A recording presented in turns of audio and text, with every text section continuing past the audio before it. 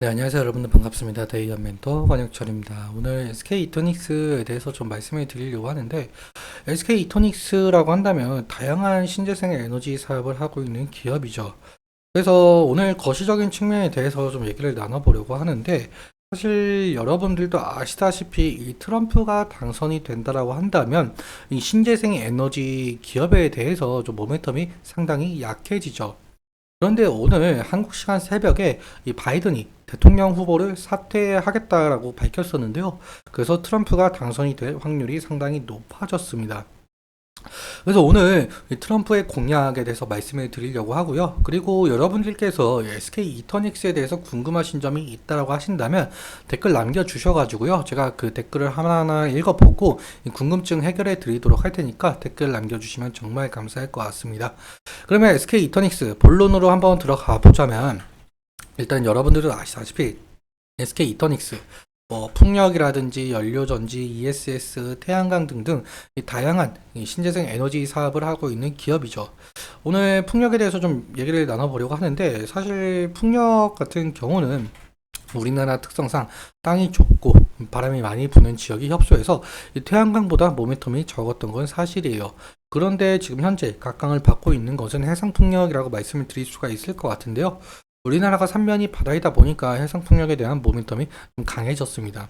실제로 한국 정부에서 100조 원에 달하는 해상풍력 발전을 좀 꾀하고 있고요. 2030년까지 14기가와트 확충이 목표라고 한답니다. 이것은 비단 한국뿐만 아니라 러시아 우크라이나 전쟁 도대체 언제 끝날지는 모르겠지만, 아무튼 러시아 우크라이나 전쟁과 그리고 악화되는 이 중동 정세로 인해서 전 세계적으로 이 천연가스나 석유 같은 자원들이 좀 공급망의 약화가 되면서 신재생 에너지 쪽으로 부각을 받기 시작했죠. 이 중에서 해상풍력 발전을 하는 나라가 상당히 많아져서 해상풍력에 대한 모멘텀이 상당히 강해졌었고요.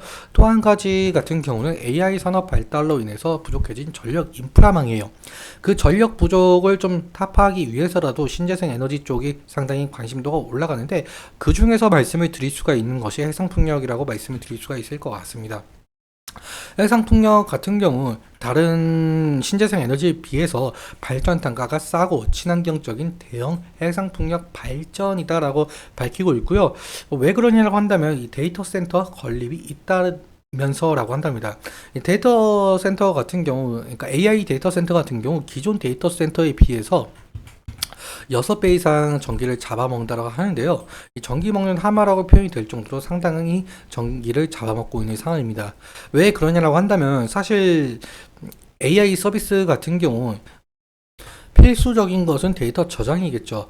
그렇기 때문에 데이터 센터 같은 경우 데이터 저장을 해야 하기 때문에 지속적으로 가동이 되어 주어야 되겠는데, 그로 인해서 이 전력 소비가 상당하다라는 겁니다.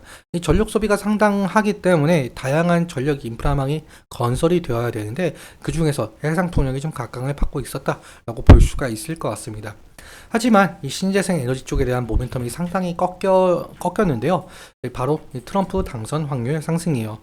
이 뉴스 여러분들 보셨을 거라고 생각이 드는데, 한국 시간으로 오늘 새벽에 이 바이든이 대선 후보를 전격적으로 사퇴를 했습니다. 해리스에게 승계를 했다라고 하는데, 해리스 같은 경우 현재 부통령을 수행 중에 있고 민주당 소속이에요. 그러니까 부통령과 이 민주당 소속이기 때문에 이 바이든과 공약이 상당히 비슷했다라고 볼 수가 있겠습니다. 사실 그런데 이 트럼프를 이기기에는 좀 쉽지 않을 것으로 보이고 있는데요. 여러분들 이 사진 보셨을 거라고 생각이 들고 있는데, 미국 역사에 남을 사진이라고 좀 평가를 받고 있는 상황입니다. 트럼프가 총격 피습을 당했을 때 찍힌 사진이죠. 아무튼 현재 미국의 경우에는 이 트럼프는 신이 선택한 대통령이다라고 할 정도로 이 트럼프 신드롬에 놓여 있는 상황인데요. 그만큼 영향력이 상당해서 당선이 될 가능성이 상당히 높죠. 그렇다면 우리는 이제 트럼프 시대를 맞이할 가능성이 커졌으니까 그에 맞춘 전략도 필요할 텐데, 그럼 트럼프의 공약 어떠한지 좀 살펴보도록 하겠습니다.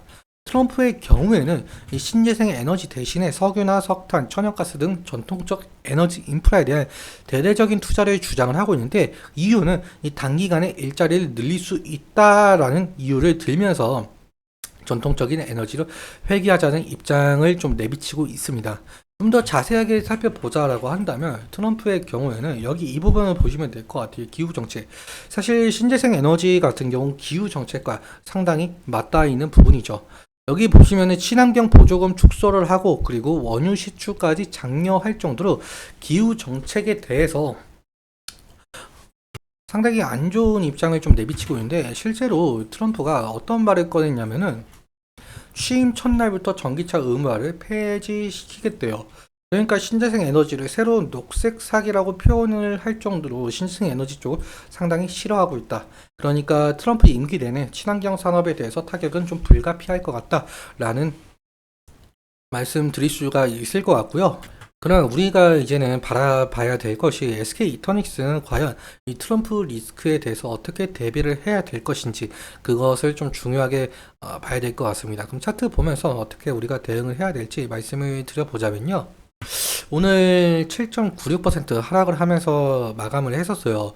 그러니까 지금 지지라인 을 전부 이탈하고 지속적으로 하락을 하고 있는 상황인데 일단 우리가 좀 지켜봐야 될 부분이 이 부분이라고 될 수가 있을 것 같습니다.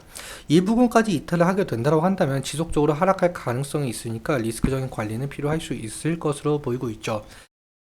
수급적인 측면도 함께 살펴보자면 SK 이터닉스 같은 경우 오늘 개인이 18만 주 정도 매수가 되었고요. 그리고 외국인 같은 경우 15만 주 매도, 기관은 29,900주가 매도가 된 상황이죠. 특히 오늘 이 투신에서 매도가 상당히 나왔다라고 볼 수가 있겠고, 저번 주 금요일 같은 경우 개인이 18,000주, 그리고 외국인이 23,000주 매수, 기관은 5,000주 매도 이렇게 볼 수가 있을 것 같습니다. 사실 저번 주 금요일 대비 거래량이 상당히 많이 나왔는데 일단 외국인과 기관에서 상당히 매도세가 많이 나왔기 때문에 그러한 영향을 좀 끼치지 않았나 저는 그렇게 생각이 들고 있고요. 아무튼 우리가 이제부터 중요하게 바라봐야 될 부분이 트럼프가 과연 어떻게 나올 것이며 그러면 SK 이터닉스는 이것을 어떻게 타파해 나아갈지 그 부분을 좀 중점적으로 봐야 되는 부분인 것 같습니다. 제가 이러한 이슈에 대해서 계속적으로 파악을 하고 영상 제작해서 말씀을 드리도록 할 테니까 제 영상 끝까지 지켜봐 주시면 정말 감사할 것 같고요. 오늘은 여기까지 말씀을 드리고 오늘 말씀드린 내용과 차트적인 부분에 대해서는 제 개인적인 견해가 많이 껴있다 보니까 여러분들의 주관적인 견해와 함께 투자하여 현명한 선택하셨으면 좋겠습니다. 오늘도 시청해주셔서 감사하고 지금까지 데이언 멘토 권혁철이었습니다. 감사합니다.